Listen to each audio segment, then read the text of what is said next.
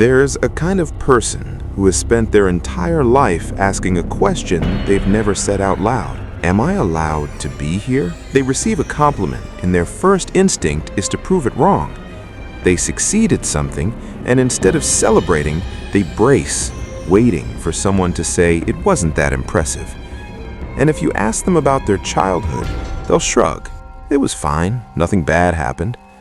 But here's the thing, something did happen.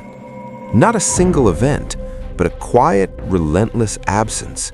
The absence of something so essential, most people don't even have a name for it. And by the end of this, you'll understand the quiet rule your nervous system learned about love and why you still follow it, even in safe rooms. You probably recognize some of this in the way you move through daily life. You might find yourself over-explaining when you ask for something simple, as if your needs require a defense. You apologize before you've done anything wrong, just to soften your presence.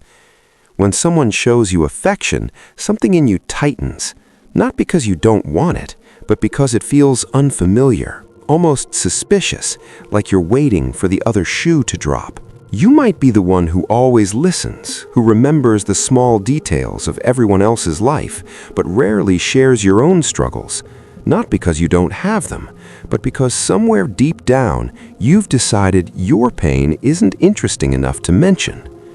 And here's the strangest part. You can be with someone who loves you, who tells you they love you, and still feel like you're waiting for them to realize they made a mistake. Like any moment now, they'll see you clearly and leave. In relationships, you might catch yourself scanning, reading tones, noticing when someone's energy shifts. You learned early to be a translator of moods because once your emotional safety depended on it. And here's the part that's harder to admit. You might feel lonely even when you're surrounded by people who love you. Because there's a difference between being around people and feeling known by them. But this is just the surface of what you carry.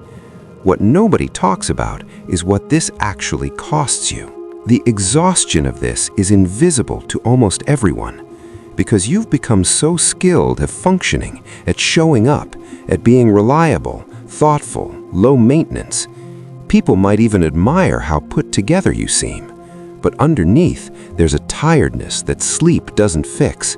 Because you're not tired from doing life, you're tired from proving you deserve it.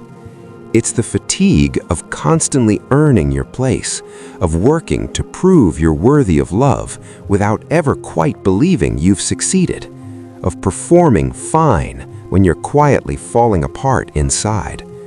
And there's something else, something that might be the loneliest part of all.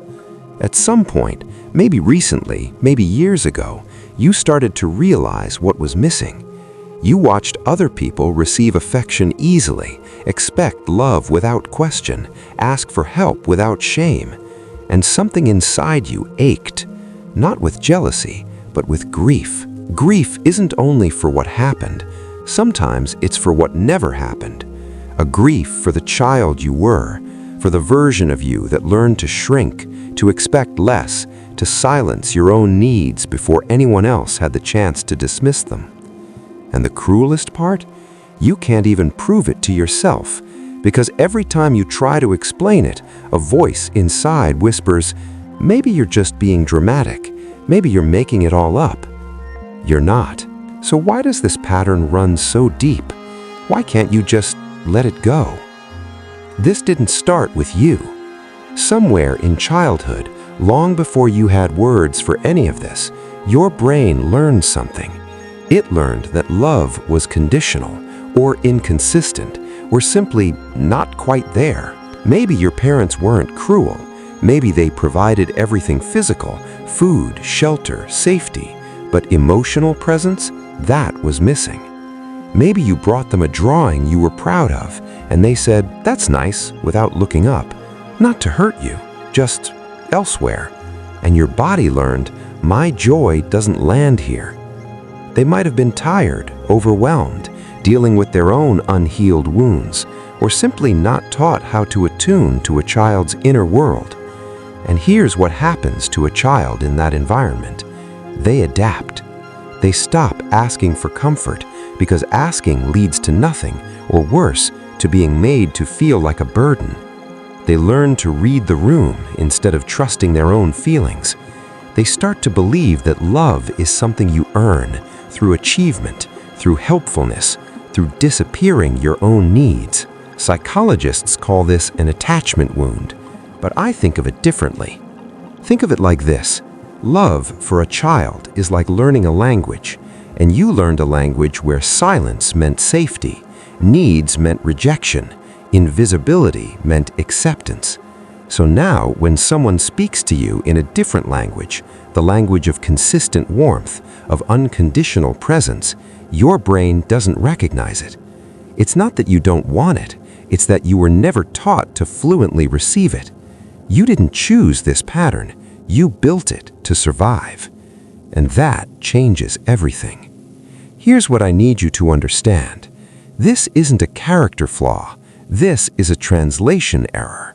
You learned to speak one language of love, the language of earning, of tiptoeing, of disappearing. And now you're living in a world where people are speaking a different language, one where love doesn't need to be earned. But your nervous system is still translating every "I love you" back into the old language, looking for conditions, for tests, for proof. That hyper-awareness you carry kept you safe when you couldn't predict the emotional weather at home. That hesitation to ask for help made sense when asking meant disappointment. You didn't become low maintenance, you became low risk. You weren't broken, you were brilliant in the way children are when they have no choice but to adapt. And the independence you built, the sensitivity you developed, the way you notice what others missed, these came from the same place. They are not weaknesses, they are the gifts that survival left behind. And this can show up in different ways. Some people become hyper-independent, some become hyper-attuned, and some bounce between the two. You're not broken, you're fluent in a language that no longer serves you. So no, you don't need to fix yourself, you need to understand yourself. And once you do, something begins to shift. So how do you actually recognize when this pattern is running? Sometimes you'll feel it before you think it, a tight chest when someone is kind, or a numbness right when you're supposed to feel happy. It shows up in the small moments, when someone offers you help and your first thought is, I don't want to owe them. When someone is kind to you and you immediately start keeping score, mentally listing what you need to give back to balance it out. When you're about to share something that matters to you, you soften it first. You add a joke, a disclaimer, an apology. You don't crave attention, you crave evidence that you matter. In others, you might see it too. The friend who always gives beautiful advice but never asks for any. The person who says, I'm fine, so reflexively, you're not sure they even check anymore.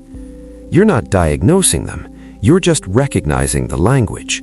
Because the moment you can name the pattern, even just whisper it to yourself, it starts to lose its grip. This isn't about fixing yourself overnight. It's not about forcing affirmations you don't believe or pretending the past didn't shape you. It starts much smaller than that. Sometimes it starts with noticing without trying to change it yet. And if it feels safe, you begin giving yourself small moments of what was missing, quietly, imperfectly, letting yourself feel something without dismissing it.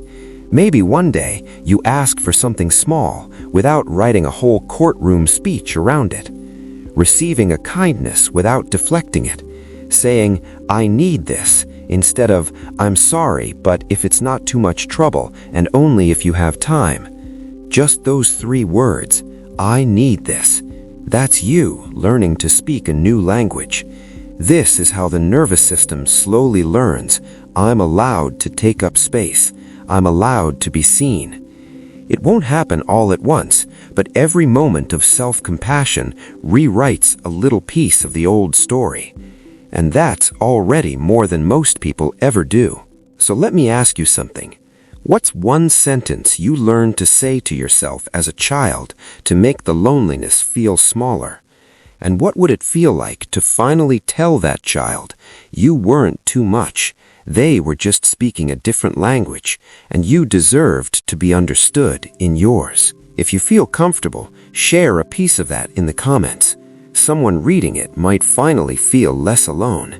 And if you don't have words yet, you can just write, I felt this. That still counts. And if this resonated with you, there's another pattern you might recognize. Some people didn't just learn to shrink, they learned to scatter, to chase every interest, every idea, every possibility, because stillness felt unsafe. If that sounds familiar, the next video is here. People who have too many interests, why their mind works differently. I'll see you there.